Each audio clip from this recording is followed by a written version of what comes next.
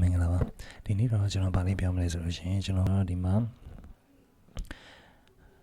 PC မှာပေါ့နော် free သုံးလို့ရမယ် free ကလီလို့ရတယ်เนาะဒီ VCV rack စာလေးကိုကျွန်တော်ပြောမယ်အဲ့တော့ကျွန်တော်တို့ကဒီမှာပေါ့နော်သူ rack လေးရှေ့အများကြီးပေါ့နော်အဲ့ rack လေးထဲမှာကျွန်တော်ဒီမှာအစမ်းလေးပေါ့အတန်လေးကျွန်တော်အစမ်းထုတ်ပြမယ်နော်နောက်ပိုင်းကျရင်တော့ကျွန်တော်ထပ်ပြီးတော့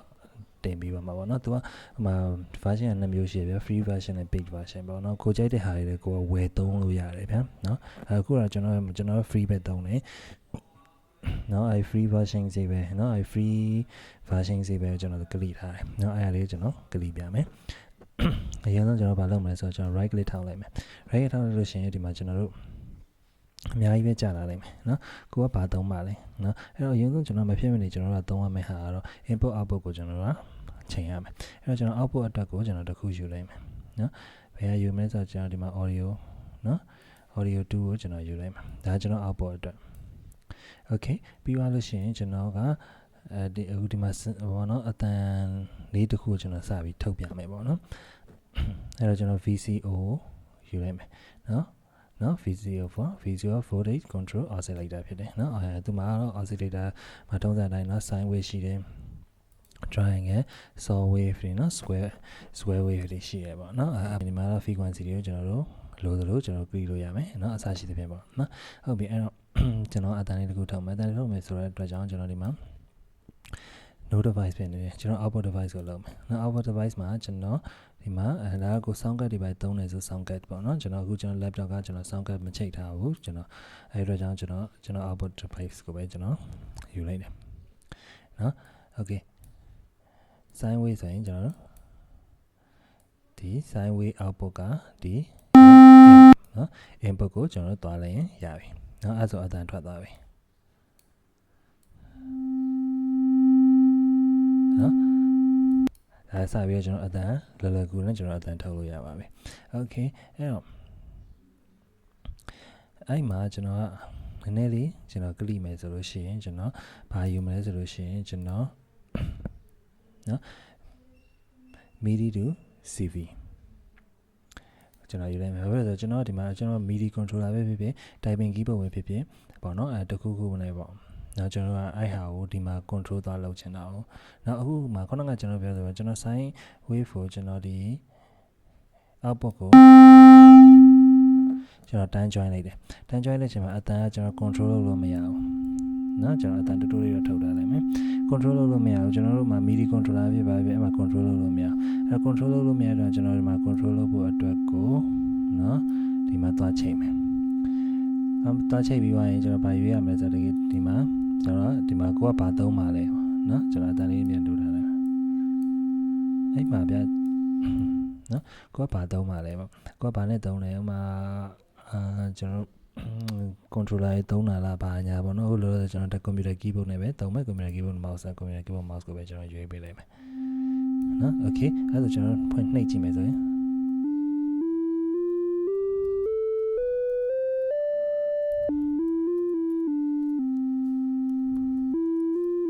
နော်ကျွန်တော် computer keyboard မှာကလီလို့ရနေပြီပေါ့နော်ဒါပေမဲ့သူအတန်ကြီးကကျွန်တော်ကမရက်ဘူးဗျာတော့ရက်ဖို့အတွက်ကိုကျွန်တော် envelope လေးတစ်ခုထည့်ရမယ်နော် ADS စာလေးတစ်ခုကျွန်တော်သုံးမယ်နော် ADS စာသုံးမယ် ADS စာအပြင်ကိုကျွန်တော်ဘာထက်ကလီဘာထက်သုံးမယ်ဆိုကျွန်တော် mixer လေးတစ်ခုကျွန်တော်တက်ခေါ်လိုက်မယ်နော် VCA mix လေးကျွန်တော်ခေါ်လိုက်မယ် okay အဲ့တော့ကျွန်တော်ဒီ mixer ရဲ့ output ကိုကျွန်တော်ဒီမှာနော်ဒီဘက်ကနေနော် input တွေကိုကျွန်တော်ထည့်လိုက်မယ်ထည့်ပြီးသွားရင်ထုံးစံအတိုင်းကျွန်တော်ခုနက sine wave ပဲသုံးမှဖြစ်တယ် sine wave ကို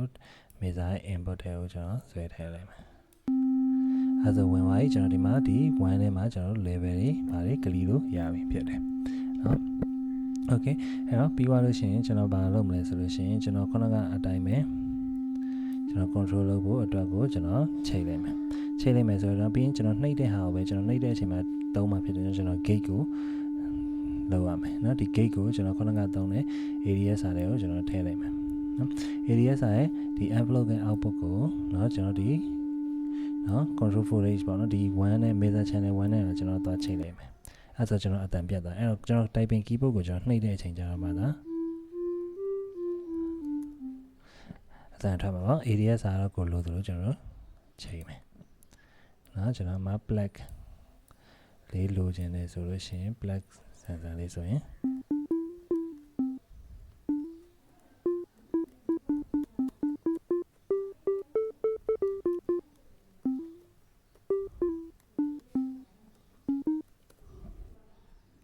နော် level လေးနဲ့တင်လိုက်မယ်ဒီလို level လေးဟိုဖြစ်ချင်းနော် frequency ကျွန်တော်တို့လိုသလိုကျွန်တော်တို့ကစားလို့ရမယ်frequency တွေကတော့ဒီကျွန်တော်ဟိုနောက် frequency တွက်တဲ့ဟာမျိုးတွေပါညာပေါ့နော်စိတ်ဝင်စားကျွန်တော်ဆက်ပြီးတော့ကျွန်တော်ပြောကြည့်ပေးမယ်ပေါ့နော် fundamental အနေနဲ့ဆိုရင်ကျွန်တော်440ဆို A4 နော်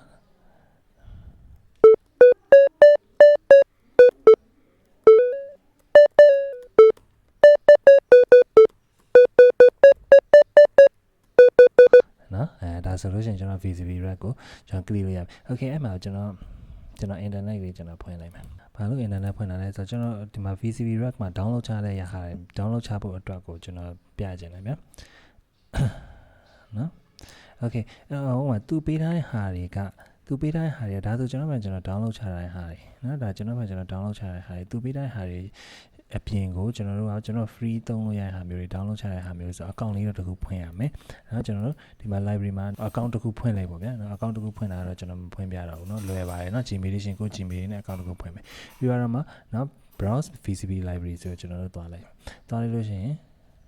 ကျွန်တော်တို့သုံးတယ်เนาะဒီကျွန်တော်ဘာလို့ပြောမလဲ browser ရဲ့အမှာကြာလာလိုက်။ကြာလာတဲ့အချိန်မှာကျွန်တော် premium လား free စားပေါ့เนาะအဲ့ဟာမျိုးတွေရှိမှာ premium ဆို premium ပေါ့နော် premium ဆိုလို့ရှိရင်ကျွန်တော်ဒီမှာဘာလေးမှာကိုကဘာလို့ကျင်လဲဗျာဒီမှာဒါဆိုလို့ရှိရင်9ချက်ပေးရမယ်နော်ပတ်စံနဲ့3ခြင်း3ပါတကယ်လို့ပတ်စံနဲ့မ3ခြင်းဆိုကျွန်တော်တို့ free နော်ဒီမှာကိုကြိုက်တာကိုတစ်ချက်လိုက်ရှာကြည့်ဗျာနော်လိုက်ရှာကြည့်ပြီးတော့ကိုကဘာသုံးပါလဲမဖြစ်မနေဆိုတော့ကျွန်တော် clock တွေထည့်ရမယ်နော်အဆုံးပေါ့နော်ဒါကိုရဲ့အဆင်ပြေဟာမျိုးတွေကျွန်တော်လိုက်ပြီး clear file size ကလည်းဘယ်လောက်မှမရှိဘူးဒါကိုထည့်ရင်ထည့်သလောက်တော့များလာမှာပေါ့နော်ဒီ VCV rack တစ်ခုကိုကျွန်တော် free download လုပ်မယ်ဆိုလို့ရှိရင်ဘယ်လောက်မှမရှိဘူးနော်ဒါ megabyte တသားလေးပဲရှိတယ်နော်အဲ့တော့ကျွန်တော်တစ်ခုဥပမာလေးကျွန်တော်တစ်ခု download ချကြည့်မယ်ဗျာနေ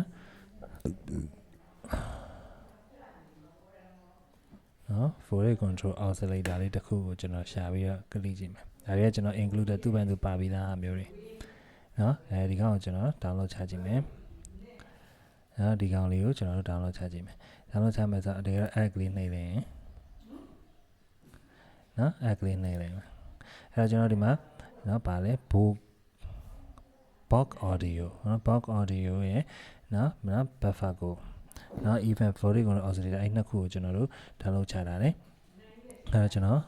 ခုနကကျွန်တော် VCV rack ကိုသွားလိုက်မယ်ဒီမှာရှာရင်နော်မရှိသေးဘူးအဲ့မရှိသေးတော့ကျွန်တော်ဘာလုပ်ရမလဲဆိုဒီမှာ app လုပ်ရမယ်နော်ဒါကြာလာပြီကြာလာတဲ့အချိန်ကျရင် library ထဲသွားပြီးတော့ကျွန်တော်တို့ဒီမှာ update ကျွန်တော်လုပ်မယ်ဘာလို့လဲဆိုတော့ကျွန်တော်ဒီမှာလေးဒီမှာနှစ်ခုကျွန်တော်ဒီမှာခုနက download ချထားတဲ့ဟာနှစ်ခုနော် download ချထားတဲ့ဟာနှစ်ခုကိုကျွန်တော်တို့ကနော် library ထဲသွားပြီးတော့ update လေးကျွန်တော်တို့လုပ်လိုက်မယ် update all ဆိုပြီးကျွန်တော်လုပ်လိုက်မယ်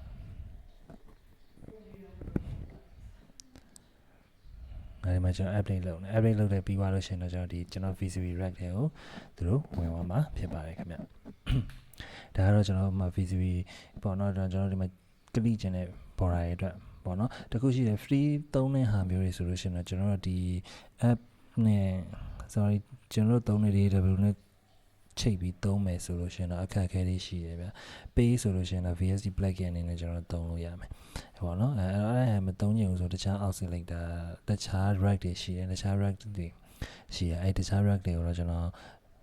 ပြောပြမယ်ဆိုတော့ကျွန်တော်အဲ့ဟာလေးအဆင်ပြေကျွန်တော်တင်ပေးမယ်ပေါ့နော်ဒီကောင်တော့ကျွန်တော် free သုံးလို့ရတယ်ဟာလေးဖြစ်တဲ့ကြောင့်ကျွန်တော်ဒီမှာစမ်းပြီးတော့ကျွန်တော် click ပြတာဖြစ်ပါတယ်